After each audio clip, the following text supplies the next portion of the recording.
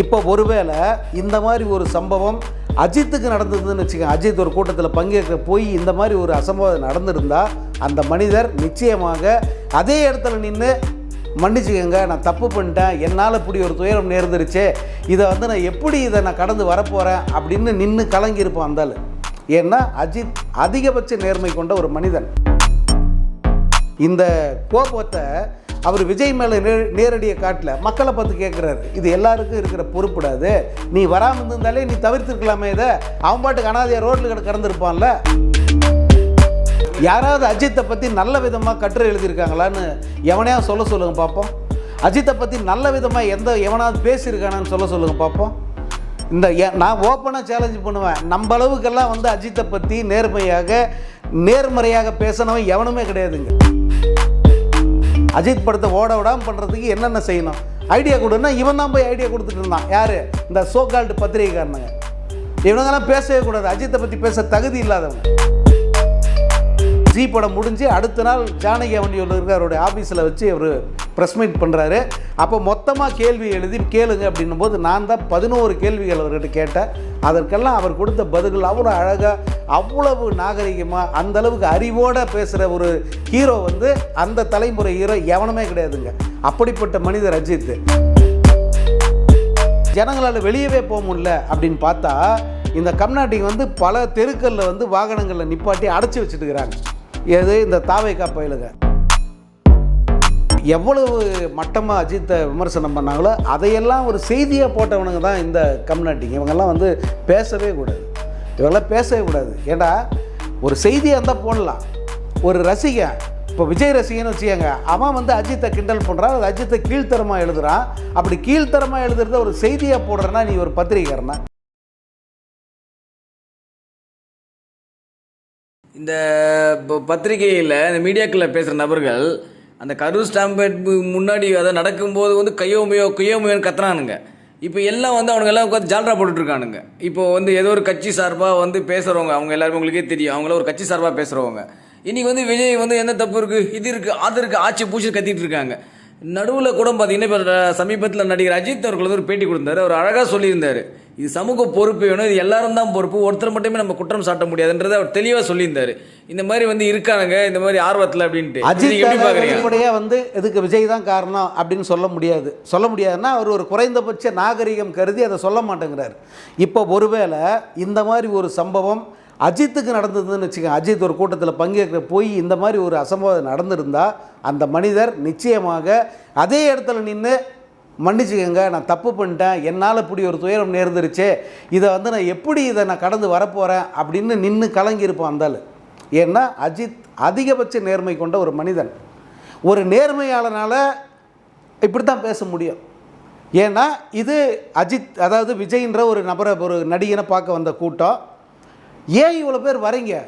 அவனை என்ன மாதிரி ஒரு சாதாரண ஆள் தானே, எதுக்கு அவனை பார்க்க இவ்வளோ பேர் வரீங்க? அந்த தொனியில் தான் அவர் கேட்குறாரு. இந்த கோபத்தை அவர் விஜய் மேலே நேரடியாக காட்டல, மக்களை பார்த்து கேட்குறாரு. இது எல்லாருக்கும் இருக்கிற பொறுப்புடாது, நீ வராமல் இருந்தாலே நீ தவிர்த்துருக்கலாமே, இதை அவன் பாட்டுக்கு அனாதையாக ரோட்டில் கடந்திருப்பான்ல, நீ எதுக்கு இவ்வளோ பேர் சாவறீங்க? இல்லை, இன்னொரு முக்கியமான விஷயம் என்னென்னா, இந்த விஜய்க்கு சொம்படிக்கிறோன்னு சொல்லலாம். அவங்க என்ன சொல்கிறாங்க, தமிழ்நாட்டு மீடியா தான் அஜித்தை வாழ வைத்தது, அவர் தமிழ் மீடியாவுக்கு தான் நான் பேட்டி கொடுத்தணும் அப்படின்றாங்க. எந்த மீடியாத்தை அஜித்தை வாழ வைச்சது எனக்கு தெரியல சார். அஜித்தை பற்றி நல்ல விதமாக கட்டுரை எழுதியிருக்காங்களான்னு எவனையாவது சொல்ல சொல்லுங்கள் பார்ப்போம். அஜித்தை பற்றி நல்ல விதமாக எவனாவது பேசியிருக்கானான்னு சொல்ல சொல்லுங்கள் பார்ப்போம். நான் ஓப்பனாக சேலஞ்சு பண்ணுவேன், நம்ம அளவுக்கெல்லாம் அஜித்தை பற்றி நேர்மறையாக பேசினவன் எவனுமே கிடையாதுங்க. அவ்வளவு தூரத்துக்கு அவர் மேலே வன்மத்தை கொட்டினாங்க. அவர் படம் ஓடக்கூடாதுன்னு சொல்லிட்டு இவங்கெல்லாம் எவன்லாம் காசு கொடுத்தானோ அவங்ககிட்டலாம் அவன் காலை நக்கிட்டு உட்காந்துருந்தாங்க. அஜித் படத்தை ஓட விடாமல் பண்ணுறதுக்கு என்னென்ன செய்யணும், ஐடியா கொடுன்னா இவன் தான் போய் ஐடியா கொடுத்துட்டு இருந்தான். யார்? இந்த சோகால்டு பத்திரிகைக்காரனுங்க. இவனுங்கெல்லாம் பேசவே கூடாது, அஜித்தை பற்றி பேச தகுதி இல்லாதவங்க. எதுக்கு அவர் இவனுங்களுக்கு அதாவது யாருக்கு பேட்டி தரணுங்கிறது அவரோட விருப்பம். அவர் இவங்க கேட்கும் போதெல்லாம் தயங்காமல் கொடுத்த ஒரு பேட்டி. நான் அவரை கடைசியாக நான் தான் பேட்டி எடுத்துன்னு நினைக்கிறேன். ஜி படம் முடிஞ்சு அடுத்த நாள் ஜானகி அவனியூரில் இருக்க அவருடைய ஆஃபீஸில் வச்சு அவர் ப்ரெஸ் மீட் பண்ணுறாரு. அப்போ மொத்தமாக கேள்வி எழுதி கேளுங்க அப்படின்னும் போது நான் தான் 11 கேள்விகள் அவர்கிட்ட கேட்டேன். அதற்கெல்லாம் அவர் கொடுத்த பதில்கள் அவ்வளோ அழகாக, அவ்வளவு நாகரிகமாக, அந்தளவுக்கு அறிவோடு பேசுகிற ஒரு ஹீரோ வந்து அந்த தலைமுறை ஹீரோ எவனுமே கிடையாதுங்க. அப்படிப்பட்ட மனிதர் அஜித். அவருக்கு தெரியும் யாருக்கு கொடுக்கலாம் யாருக்கு கொடுக்க வேணான்னு சொல்லிட்டு. இவங்க என்ன லட்சணத்தில் வந்து நம்ம ட்ரீட் பண்ணாங்க, நம்ம படத்தை பற்றி என்னம்மா எழுதுனாங்க, நம்மளை இப்போ என்னம்மா பேசுகிறாங்க, இதெல்லாம் அவருக்கு தெரியும். அவர் எப்போ தரணுமோ நிச்சயமாக தருவார். இப்போ இல்லை சார், அஜித் வந்து விஜய் மீது பொறாமையாம். அஜித்துக்கு வந்து பொறாமையாம். விஜயோட வளர்ச்சியை பார்த்து பொறாமைப்படுறாரா அஜித். எனக்கு ஒரே விஷயம் கேட்குறேங்க, அதெல்லாம் தாண்டி போயிட்டான்டா அந்த ஆள். உங்களுக்கெல்லாம் வந்து அறிவு, கொஞ்சமாவது அறிவு இருக்கா? அவர் இதெல்லாம் கடந்து போயிட்டார். எனக்கு இனிமேட்டு நீ சூப்பர் ஸ்டார் பட்டம் கொடுத்தா கூட எனக்கு வேணான்றார் அவர். எந்த அஜித் எனக்கு அந்த இடம் வேணும், அந்த நாற்காலி எனக்கு வேணும் அப்படின்னு கேட்டாரோ, அந்த அஜித்து சரியாக 15-20 வருஷம் ஆகிடுச்சு. இப்போ 20 வருஷம் கழித்து எனக்கு அப்படி ஒரு பொசிஷனே எனக்கு தேவையில்லை. எனக்கு ரசிகர்களே தேவையில்லை, மன்றம் தேவையில்லை, எனக்கு படங்கள் அதுவும் கூட வந்து நான் விரும்பி நடிக்கிற படங்கள் மட்டும்தான். அதை வந்து நீ பார்த்தா பாரு, பார்க்கலன்னா பரவாயில்ல. எவனாவது இப்படி சொல்லுவானா? எந்த நடிகனாவது இப்படி சொல்லுவானா? எவனுக்கு அந்த தைரியம் இருக்கா? இல்லை, இன்னொரு பிரகாஷ் பற்றி பேசியிருக்கு. அன்னைக்கு இவங்க வளர்ச்சிக்கெல்லாம் வந்து கட் அவுட் வைக்கிறதுக்கு பாலாபிஷேகத்துக்கு ரசிகர்கள் தேவைப்பட்டாங்க. இன்னைக்கு மட்டும் இவங்களுக்கு தேவையில்லை, இவங்க வளர்ந்ததுக்கப்புறம் தேவையில்லைன்றாங்களே, இது எந்த விதத்தில் நியாயம் அப்படின்ற மாதிரி பேசியிருக்காங்க. ஆமாம், அது வந்து இயற்கையானது. ஒருத்தன் வளர்கிறதுக்காக எவ்வளோ முயற்சி பண்ணுவான் யோசிச்சு பாருங்கள். அந்த முயற்சியை அஜித் பண்ணார், வளர்ந்துட்டார், பக்குவம் அடைஞ்சிட்டார். இப்போ தான் புரியுது, ஐயையோ நம்ம ரசிகர்களை தப்பாக பயன்படுத்திட்டோம். இந்த ரசிகர்கள் நம்மளால் தானே வந்து பாலாபிஷேகம் பண்ணுறேன்னு கட் அவுட் பண்ணி ஏறி விழுந்து செத்தான். இவங்க நமக்காக தானே வந்து முதல் நாள் முதல் காட்சின்னு போய் அடிச்சுக்கிட்டு ரோட்டில் சாவுறாங்க. எதுக்கு இதெல்லாம்? இதெல்லாம் நீ வேண்டாம். ஏண்டா ஒருத்தன் வந்து மனசு மாறவே கூடாதா? நல்ல விதமாக சிந்திக்கவே கூடாதா? பக்குவம் அடையவே கூடாதா? அஜித் பக்குவம் அடைஞ்சு இந்த ரசிகர்களால் இவங்களை வச்சுக்கிட்டு இவங்களை வளர்த்து நம்ம என்ன பண்ண போகிறோம், இந்த ரசிகர் மன்றத்தை மெயின்டைன் பண்ணி என்ன பண்ண போகிறோம் அப்படின்ற கேள்வி அவருக்கு வந்த உடனே ரசிகர்கள் வேண்டான்னு சொல்லிட்டார். அது வந்து ஒன்றும் சுயநலமெல்லாம் கிடையாது, எல்லாரும் பண்ணுறது தான். ஆனால் அதுக்கு மேலே ஒரு படி இப்போ என்ன பண்ணிட்டாருன்னா, இது நமக்கு தேவையில்லாதது, அவங்க வேலையை பாருங்கள், பரவாயில்ல, நான் இத்தனை நாள் எனக்காக நீங்கள் வேலை பார்த்தீங்க, நல்லது, பரவாயில்ல, இனி வந்து உங்கள் வேலையை நீங்கள் பாருங்கள். ஏன்னா இவங்கெல்லாம் யாரும் பொழப்பு எல்லாத்தையும் விட்டுட்டு அஜித் பின்னாடியே சுற்றிக்கிட்டு இருந்தாங்க அப்படின்னு சொல்ல முடியாது.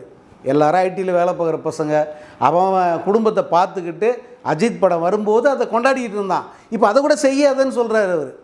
வேறு என்ன, ஒரு ஒரு ஒரு ஒரு நல்ல மனிதன் செய்ய வேண்டியது அதைத்தான்.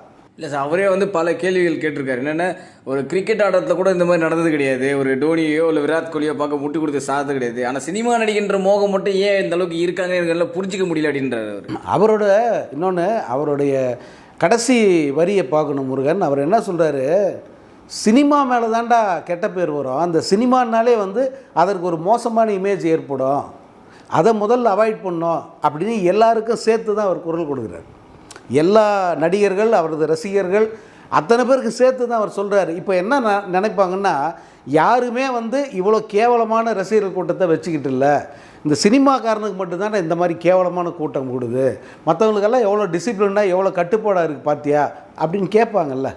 ஒரு 2 லட்சம் பேர் கூடுறான் ஒரு இடத்துல, ஆனால் ஒரு சின்ன அசம்பாவிதம் நடக்கலை. இத்தனைக்கும் மழை பெய்யுது, சேரை தூக்கிட்டு கொடை பிடிச்சிக்கிட்டு மாதிரி நின்று அந்த கூட்டம் முடிய வரைக்கும் நின்று டிசிப்ளினாக கலைஞ்சி போகிறான். எந்த அசம்பாவிதமும் இல்லை, எந்த காரம் உடைப்படலை, எந்த நபருக்கும் காயம் ஏற்படலை.